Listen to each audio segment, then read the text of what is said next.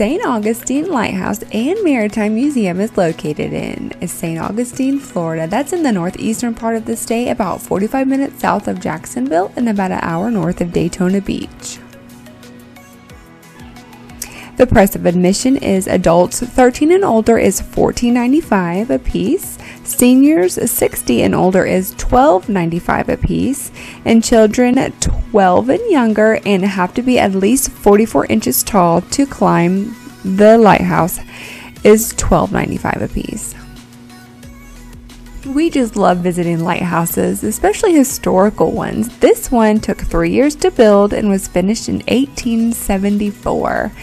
It turns 150 years old this year, and obviously it's had some maintenance done over the years to keep it looking so good, but it is 165 feet tall. It has 219 steps on the inside, and like I said earlier, kids are allowed, but they have to be at least 44 inches and taller, and they have to be able to walk on their own. You can't carry them, and obviously there's no pets allowed inside of the lighthouse, but it's such a really fun lighthouse to walk up. There's 8 landings, and there is a bench on one of them where you can rest. So there's plenty of places to stop and rest, and they have lots of neat historical information on the inside. Like, for example, on this plaque it talks about the construction of the lighthouse, and it shows the inside of the walls. It shows these cast irons that they continue all the way down into the foundation, so that's really neat. And it also talks about how Paul J. Pels,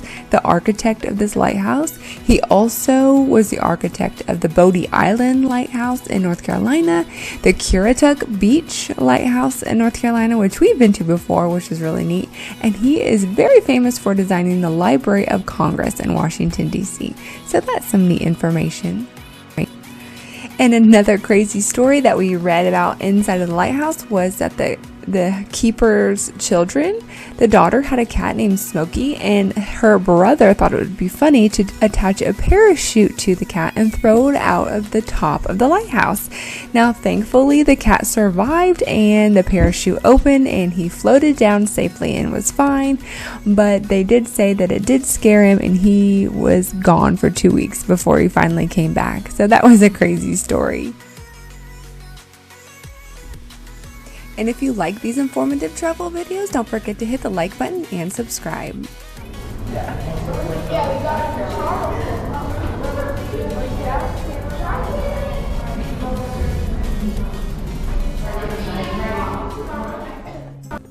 The views from the top were amazing. It was a bit overcast the day we were there, but what is between you and the Atlantic Ocean is the Salt Run, little inland waterways, and that island, or actually it's a peninsula, right out in front is Anastasia State Park, which has one state park that we have not visited yet in Florida, so we would definitely have to go back and see it.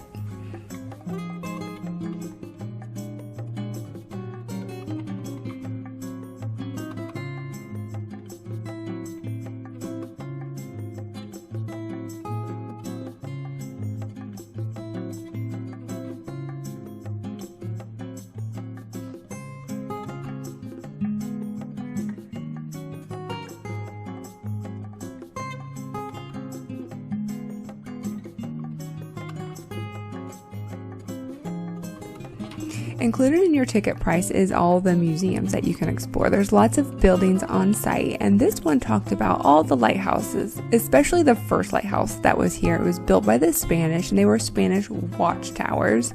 That one has since fallen into the ocean. They built that one closer to the ocean. This one is built, it's farther away from the ocean, up on a beach dune, but you just learn about so much history in some of these buildings.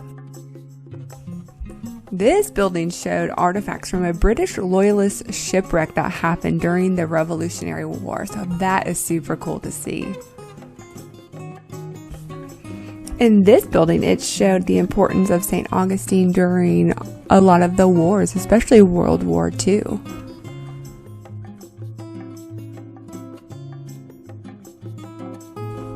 And we can't forget the kiddos. There is a playground here, and there's lots of fun hands-on activities for the kids to do.